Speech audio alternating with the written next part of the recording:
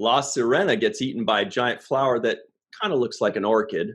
Rafi has to use her imagination to fix things. And a spoonful of Sutra and some Romulan go down. Hey, everybody, and welcome to The Seventh Rule with Sirach Lofton. And our very special guest, writer, director, producer of Fifth Passenger, Scott Baker. My name is Ryan T. Husk, and we are reviewing Picard, Season 1, Episode 9, Et Arcadia Ego. How you guys doing? Hey, I'm quarantined, living large. Nice. Living the self-quarantine dream. Yeah. Let me out! I don't know though. Did you get did it work? A spoonful of Sutra and some Romulan? No, that didn't go down good. It didn't swallow well for me. It came back up. It came back up. It didn't go down good. I don't know. Maybe work better for you, Scott.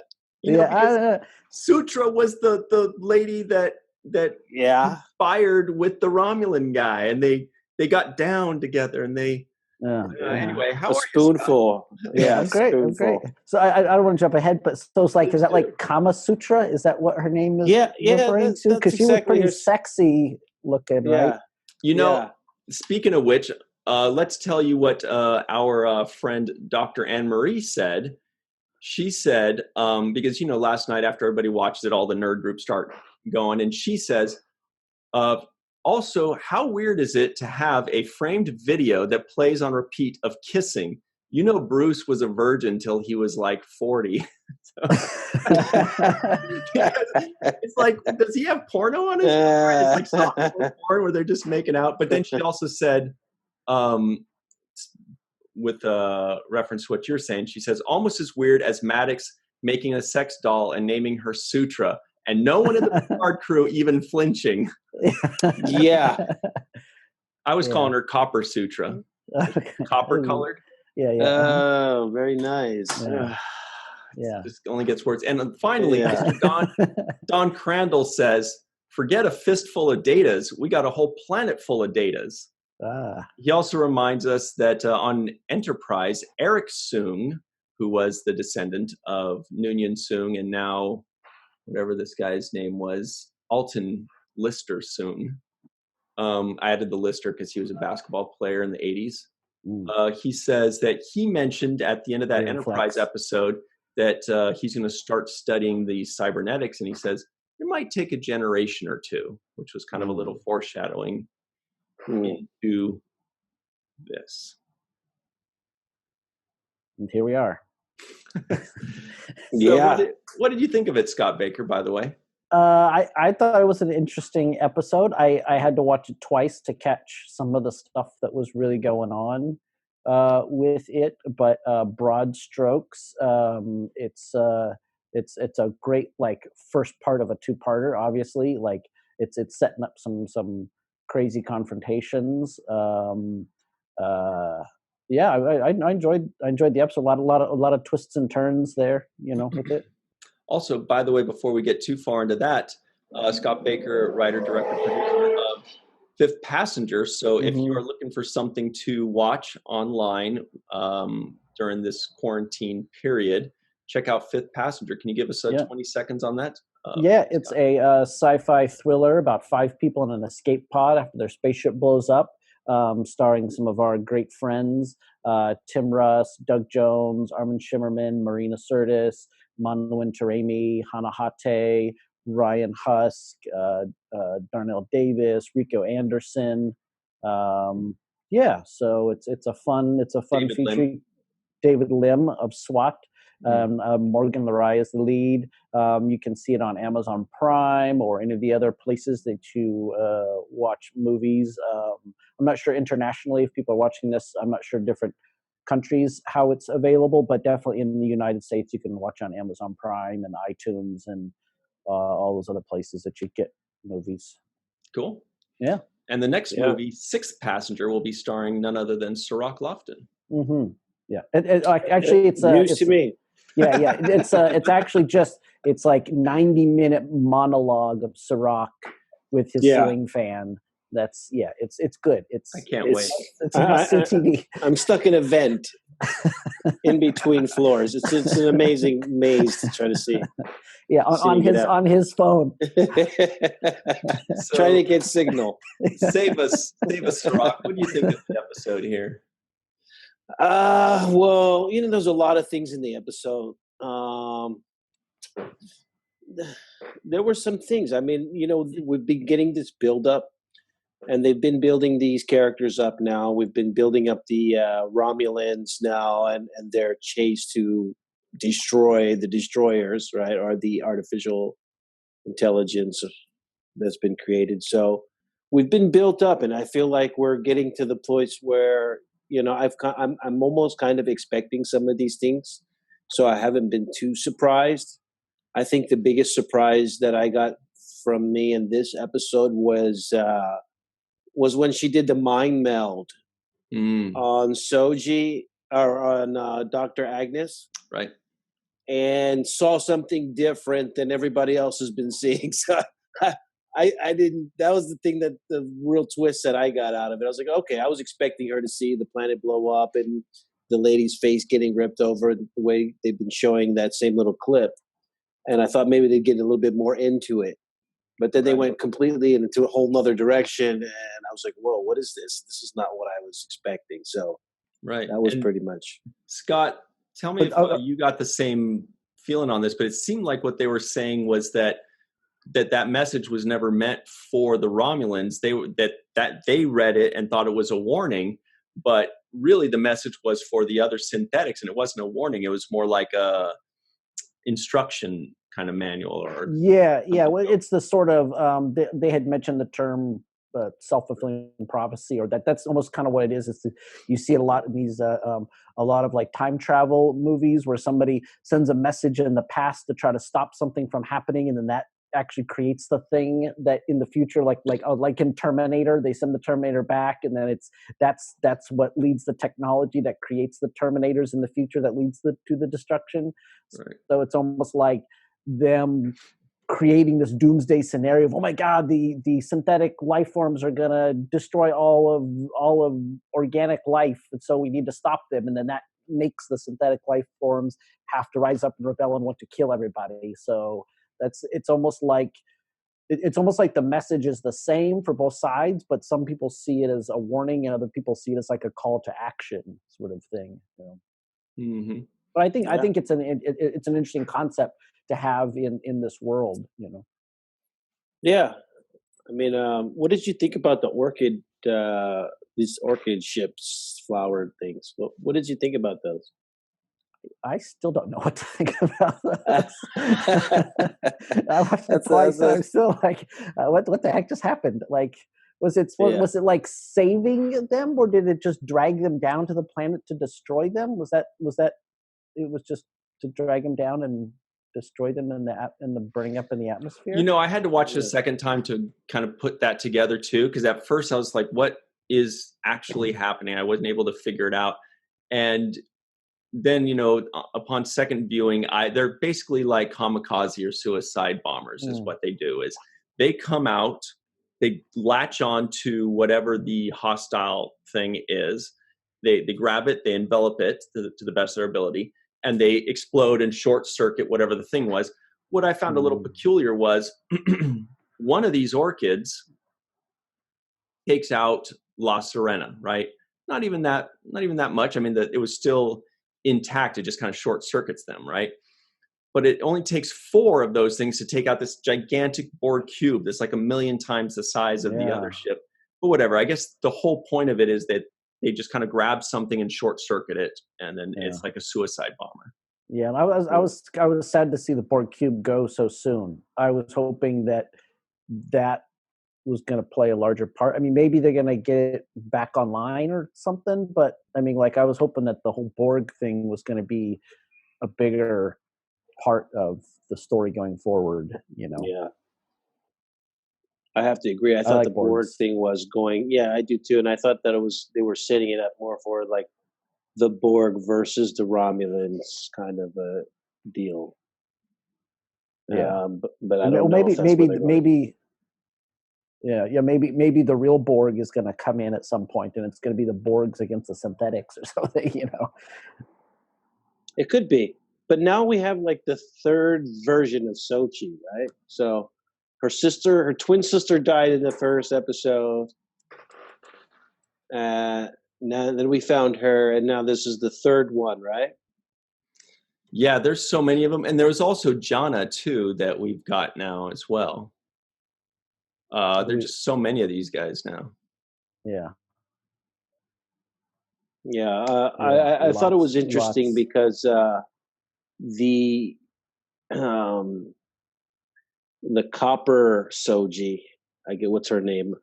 Copper Sutra. Copper Sutra, right? Come on, that's an easy way to remember it. Copper Sutra.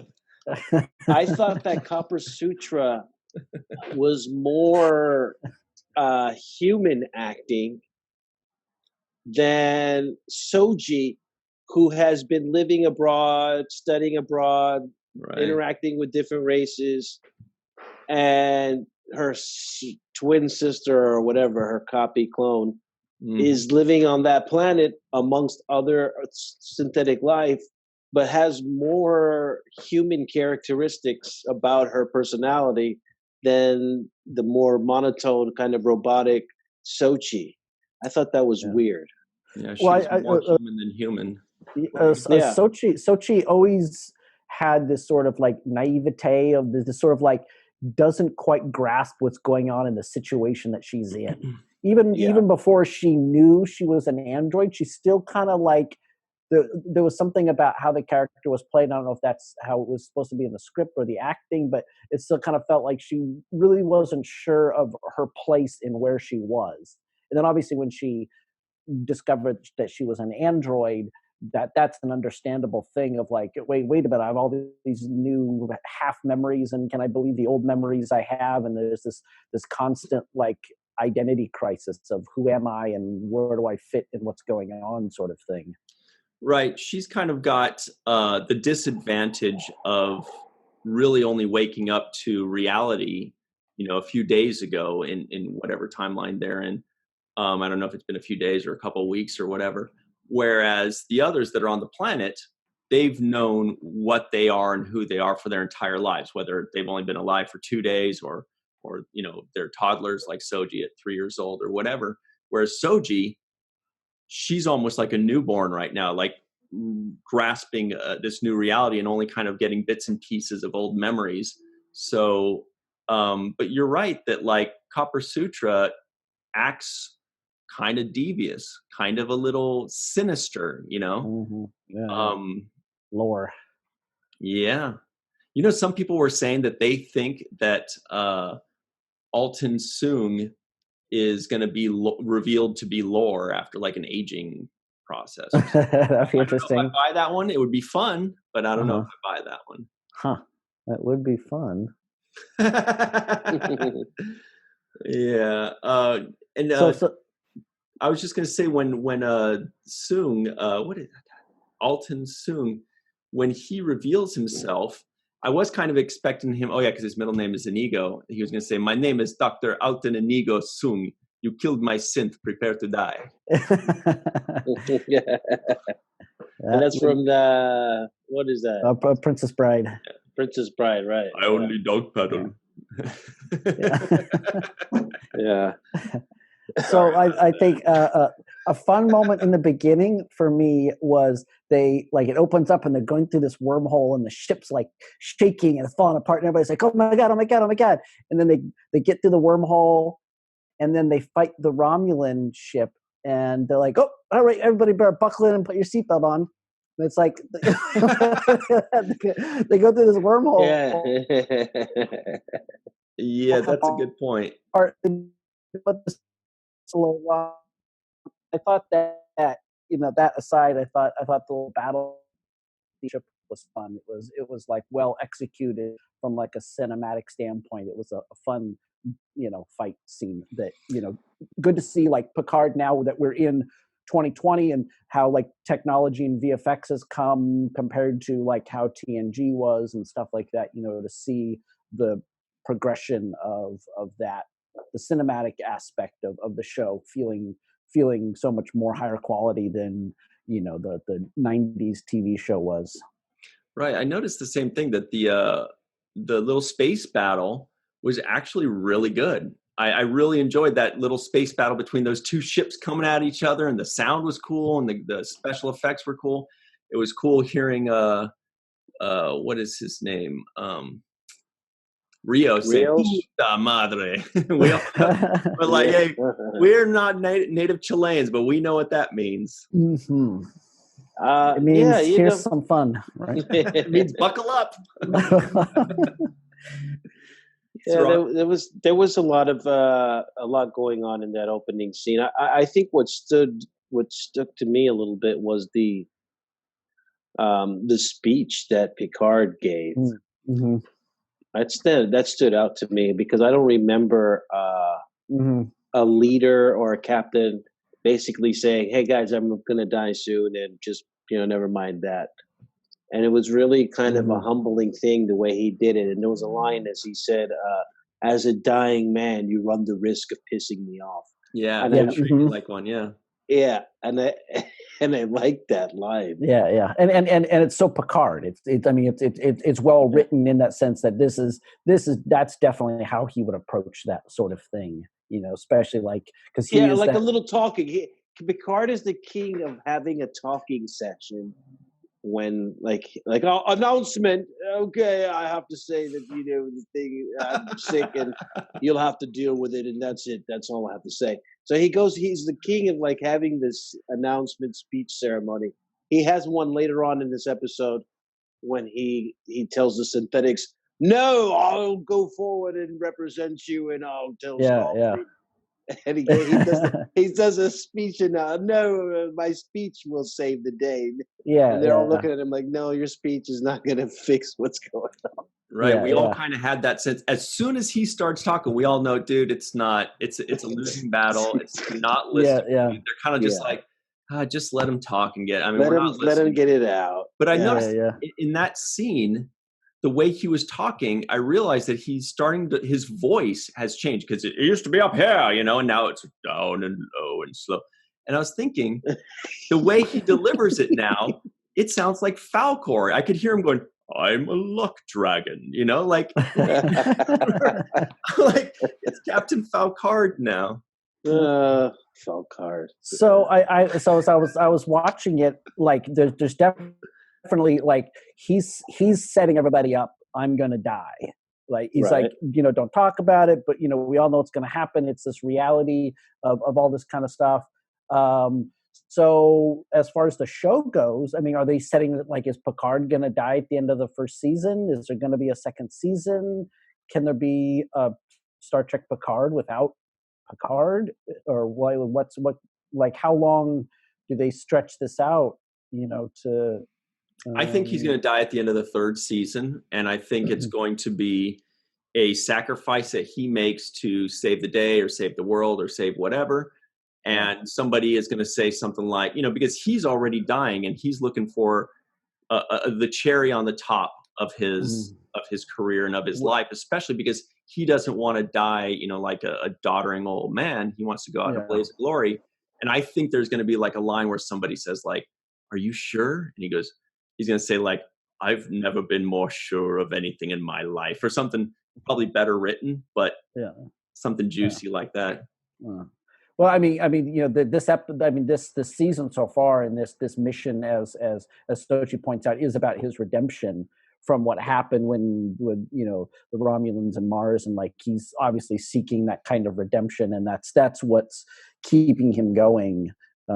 It's not just this sort of quixotic thing chasing windmills. He's really trying to find that redemption in his life. It's funny because his redemption is actually going to screw the Romulans again. So, that's true. So it's they're like, "Look, can you stop trying to be doing the right thing, man? Doing the right thing is causing us a lot of problems." Yeah, well, isn't that the story of the Romulans throughout Star Trek? Is that they Federation tries to help them and then they fuck it up, and then by helping them, now we have to hold you accountable, or like in JJ's first Star Trek. I mean, that whole thing is about, trying to save things, and then, the Romulans are pissed off because their world got destroyed, and, Yeah. Such is the life. Point, though, that the Romulans, they kind of keep flipping back and forth between being, the victim or then being the, the oppressor or whatever, because first they're being evacuated, and then everybody's saving them and they're the victim. And then they're kind of like in a different type of situation to where they're trying to take out synthetic life. And so now they're becoming the enemy. And yeah, you're right. I mean, Picard he's trying to just stop the war completely, but they're kind of setting up a situation where he has to pick a side, and the other characters on his ship, are picking a side. I like Rafi's line in this episode. She said they were getting ready to get off the ship, and they're all packing up their guns and getting ready with their, they don't know what's out there. And Rafi says, "Yeah, there could be a bunch of crazy reptoids or asshole Romulan X's." Yeah, and I kind of like, it was just like a little thing, and then Soji shows her little comedic. She opens up and she says something about homicidal fungus. You never know what's out there. It could be homicidal fungus. So she actually jokes, and I wrote that down because I don't remember her. Well, Michelle being really joking. Rafi did mention fungi too. And so then Soji Berry was kind of replying to that. She was, but she was saying it in a joking. It was a joke, essentially. Yeah. Mm-hmm. Exactly. Let me know that she's capable of, that kind of a humor. Yeah, and like the last, was it the episode when they see Deanna Troi and everything, and they're talking about Data, and they're like, oh yeah, Data was very funny, except when he was trying to be. But she can actually she actually has the ability to know jokes and understand comedy. Exactly. Mm. Yeah.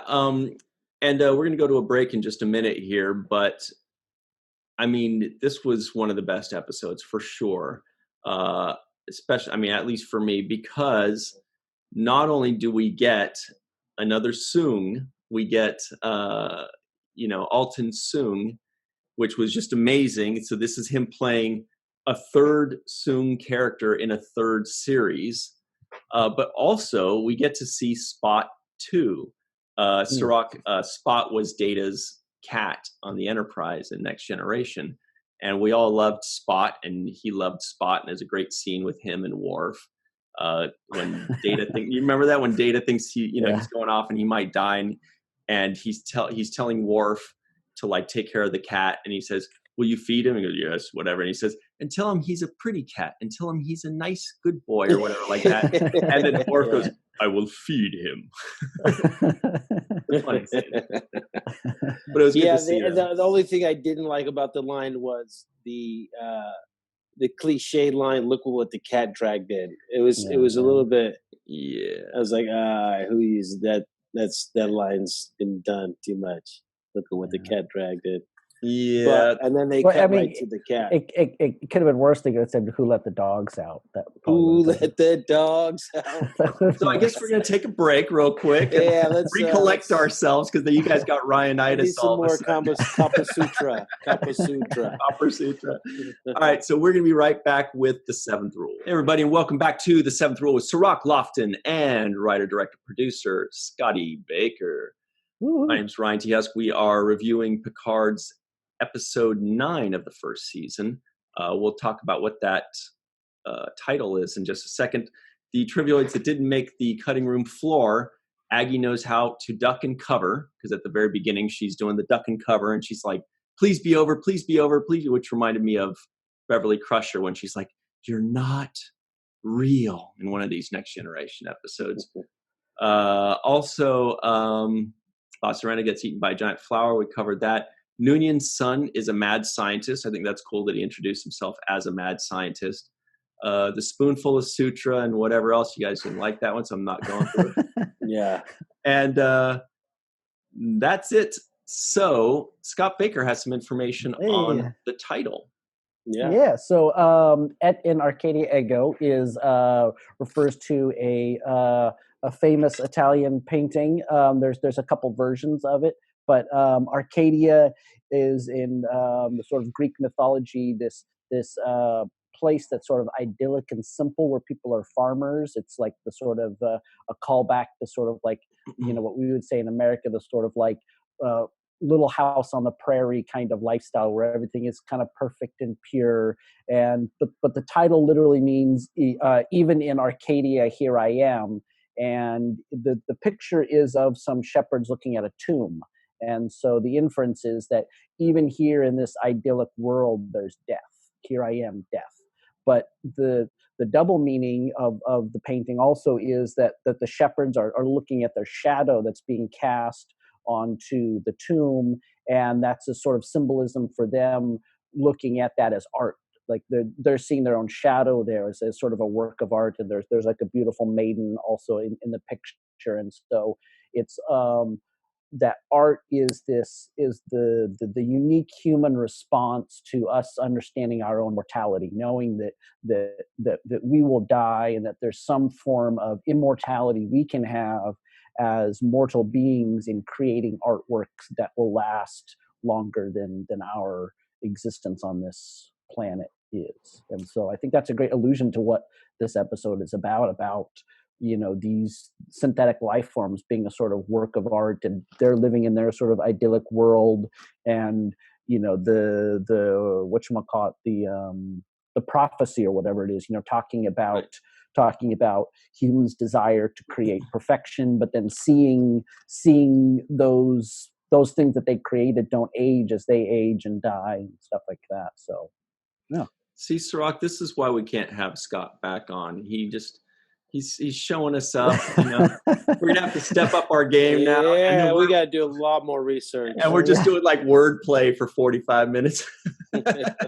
It was like 10 minutes on Wikipedia, but sounds exhausting. And the gallery that you rented that piece of art from. Yeah. I really like that, and I like to pay attention to how the writers use different themes, how they steal. In this case, they're using this famous Latin reference. Is that what this is? Mm-hmm. And they extrapolate from it, and they're really good at tying all these things in. I really think that they deserve a lot of credit for the little jewels that they're able to hide into the text and the title. I mean, they don't waste much space, right? So even in the title, they want to make sure that they're giving something across. So I think that's tremendous job on the writer's part. Yeah, and it just, I think, goes to show that the depths to what the story, the meaning. It's not just like, oh, and this happens, and it would be cool if the robots were fighting this thing, and there's so much more philosophical stuff behind it, and like why I love Star Trek so much. And one of my favorite episodes of like TNG is with Data is A Measure of a Man, and that's this very philosophical thing about what does it mean to be human? What does it mean to be, self-aware and stuff like that? And obviously a lot of those themes, that's where Bruce Maddox and all that kind of stuff comes into this whole show. Right. Is that episode really has a lot to do with what we're watching now. But that's why I like sci-fi. That's why I like Star Trek, because each of those episodes was like an opportunity to sort of explore these topics of humanity and science and religion and philosophy and stuff like that, ethics and morals.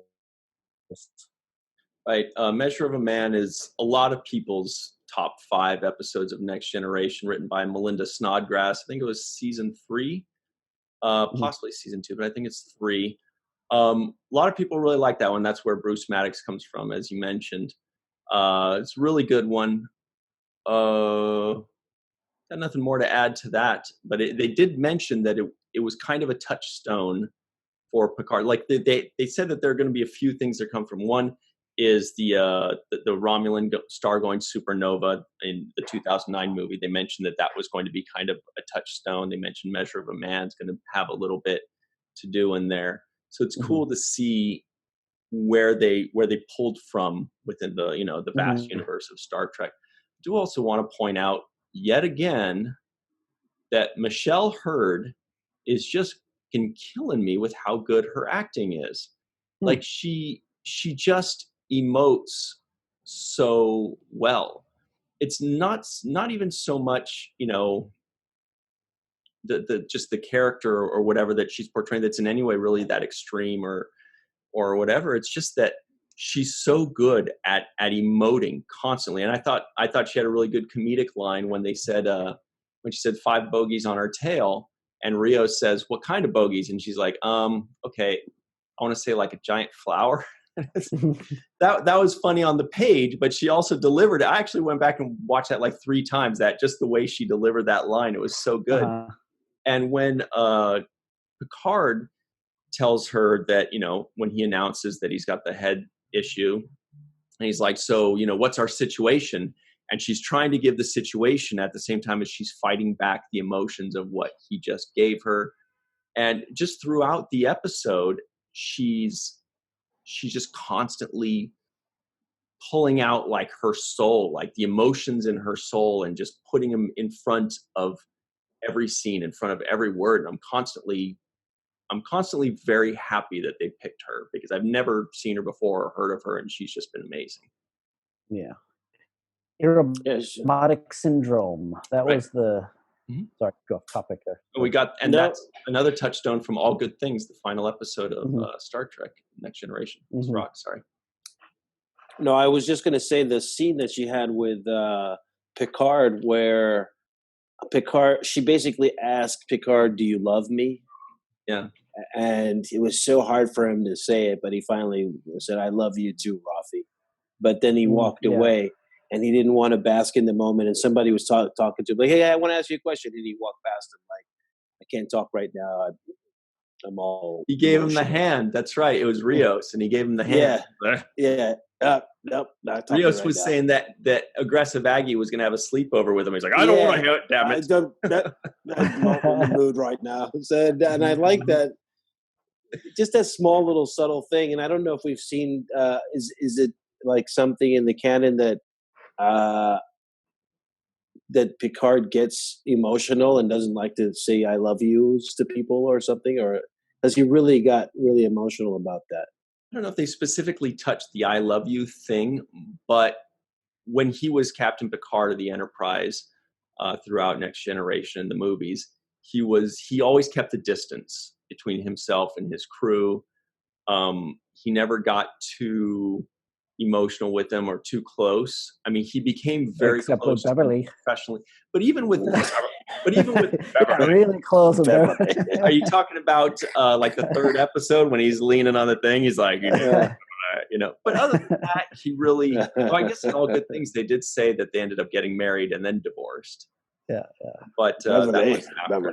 There was the one of the earlier episodes of this show when he's talking to Legolas. He says something about maybe Elrond. You mean? Yeah. He says something about how he before never really showed emotions, and that's why he was kind of distant with him and stuff like that. That's true. Yeah.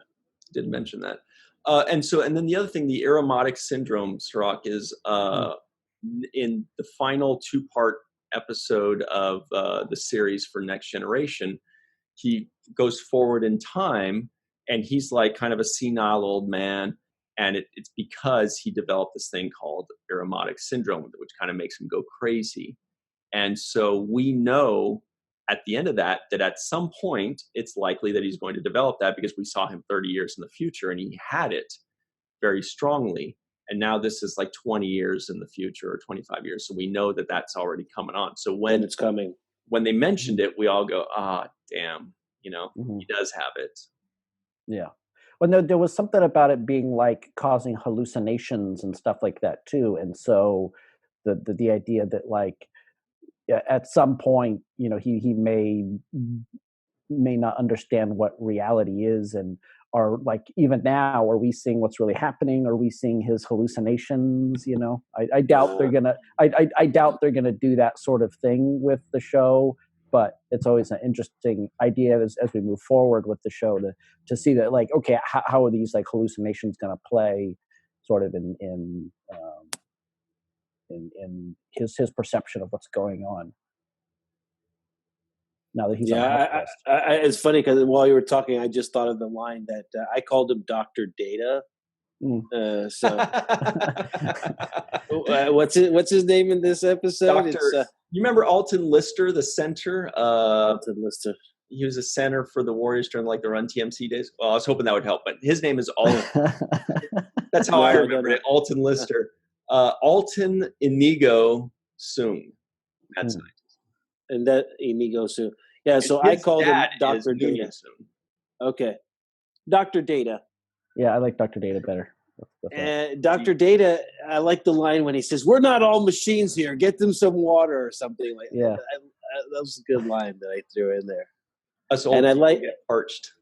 And I like Brent Spiner's his energy in general, because he does bring us a sense of humor and kind of. The one thing I didn't understand was how he would be able to have watched Picard give the interview that he gave in the pilot episode with the News Corporation, talking about the Romulans, and I had to do what I had to do. Right? And so later on here in this episode, Picard says something to him like, "Yeah, I'll go and talk to Federation. They'll listen to me." And Dr. Data said, "They won't listen to you. And it just made it look like he had watched that episode or watched that interview, right? And I'm thinking, if they're 25 light years away, there's a whole other part of the galaxy, I doubt that he was flipping through the channels and say, "Hey, what's Picard say? What is that? Where's the Picard channel? I want to listen. I need some direction in my life." What the hell's Picard talking about these days? Yeah, so obviously that story would be trending. I mean, he's going to see that, and whatever the version of Twitter is, right. I mean, that's going to be up there. Hashtag Picard had a meltdown. Yeah. Hashtag Picard meltdown. Hashtag fuck the Federation or whatever. Oh, sorry. Am I allowed to say the F word on your show? It all depends on how Ryan's feeling today. Oh, okay. Yeah, I mean, pretty relaxed. All right. And they mentioned an alliance of synthetic life, so we're gonna see like other synthetic life forms somewhere else, like that we haven't been introduced to yet. Is that what we're expecting? C-3PO? Anyone? We R2-D2? But it is like he did say it's like a federation of synthetics that just kind of like, almost like they're omniscient. They watch over all, the universe. Yeah. And when they find a new synthetic life, they kind of they plant the seed to say, "Hey, don't worry, we got your back. When they try to kill you, we'll kill them," kind of thing. Mm-hmm.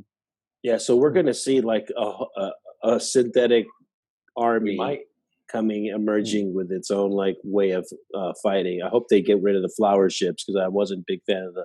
What if the reason the Romulans call Soji Berry the Destroyer is because she is the destroyer for the synthetics.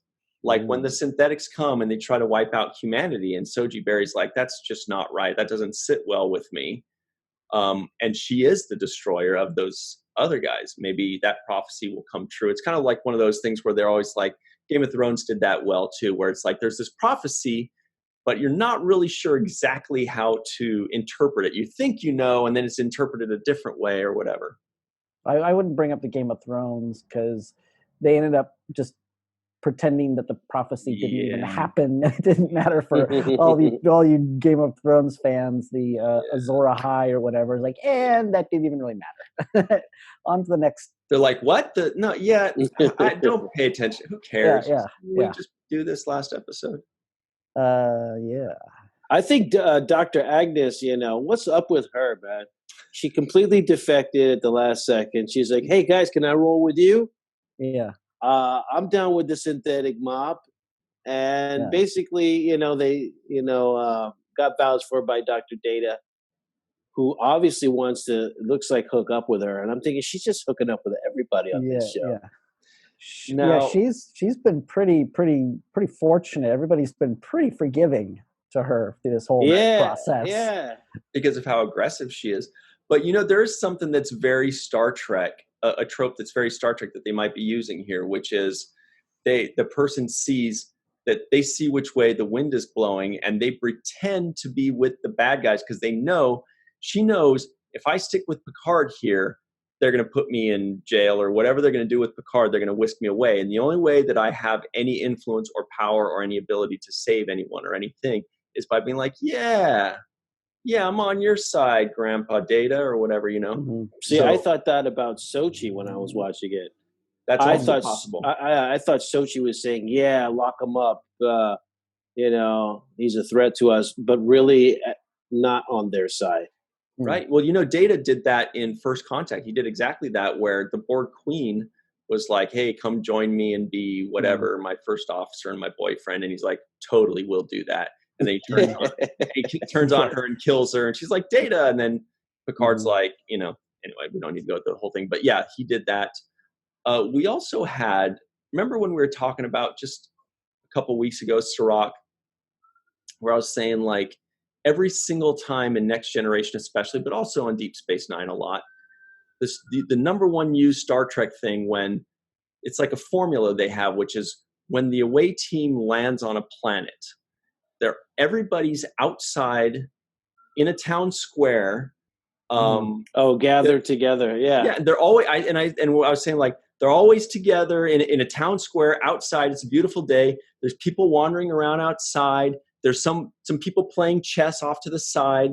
There's some kids playing hacky sack in the corner, and an old guy pops in to welcome them. And I'm like, this checks off every single one of the things that we every single one. Yeah. They had the chess game. They had the kids playing soccer or whatever. And Rios kicks it back to them.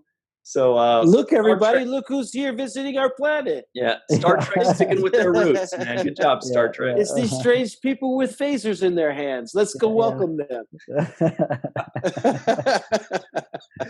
Or it's the other thing where the away team is disguised as the natives, and it's the same thing happening, and they just kind of walk in like, oh, hey, we're from that town across the way. They do that. Yeah, they say your accent sounds like, oh, they must be Northerners. Yeah, we're Northerners. Yeah. Yeah, the good old town gathering. Yeah.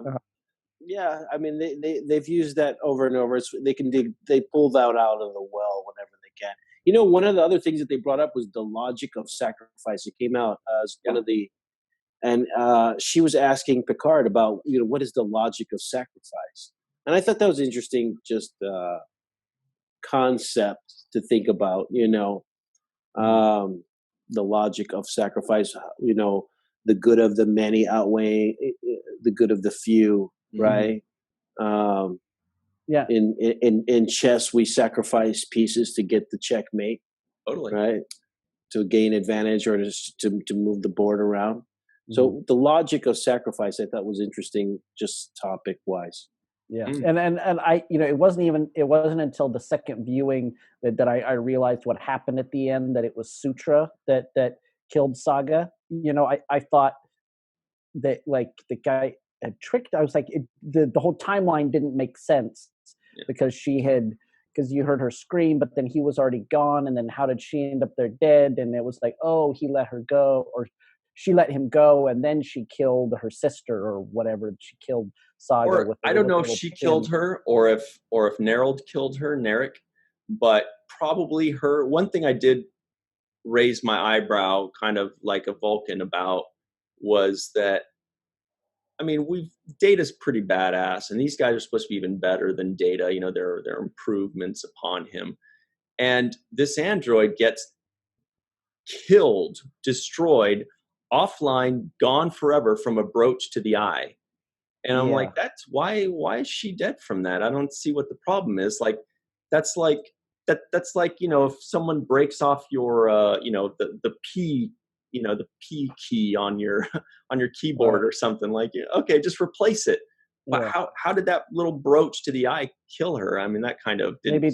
maybe just short circuit her and shut her down temporarily and something. And also in the same vein, like if Sutra really wanted to catch him, she could probably run 30 miles an hour, right? She could probably just run and catch him and tackle him. So obviously, or any one of them could. Anyone. Yeah, obviously, anyone could have. Any one of them could have, because he literally was running off into the distance. Like, I'm thinking, wait a minute, they can run like 10 times faster than. Yeah. And he's beaten up and thirsty. Probably Dr. Data probably could have caught him. No,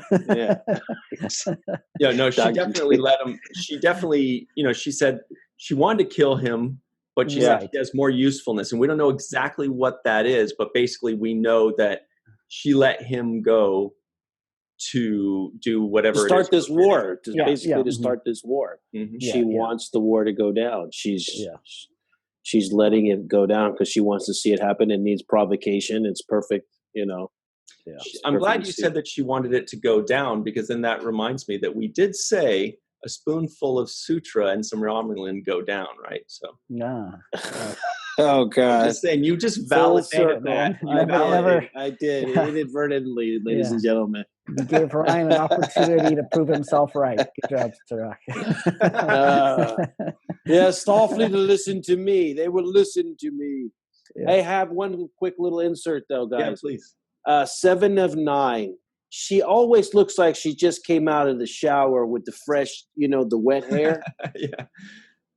Because I thought about that when I saw her, and I was like, wow, she's got that fresh out the shower, perfect hairdo, right? When she comes off and she's like, hey, you gonna help clean up around here? And she kicks off the body, and I just thought, wow, this is a good hair day for her. Every day is a good hair day when you're 7 of 9. Okay, all right. No, but that's true. She does have perfect hair every time, and I did kind of want to ask on that subject. Like, they just show up, they say hi to 7, they say hi to baby Elrond, and then they're like, so anyway, good seeing you, and like, I'll never see you again. Why didn't I just kind of felt like, why did they keep that crew split off? Like, wouldn't it be better to have baby Elrond with Picard, because he's not a guy that's going to fix the Borg cube. He's more of a guy that needs to be protecting the away team. Because he's got to come later, because if he came with them now, then he would be on house arrest, or he would be having to fight the androids to keep Picard from being But I think an important thing is that near the very end, it was just a brief moment, but Dr. Data reveals this golem to Agnes. And it's the whole mind transfer and this sort of transhumanism idea that you can put your mind into an android and continue living forever. And so obviously I think that's going to have some implications later on, whether it's the next episode or next season or something like that. And we got a couple minutes left, and I want to know, do you guys have any predictions for how that's going to play out with that golem?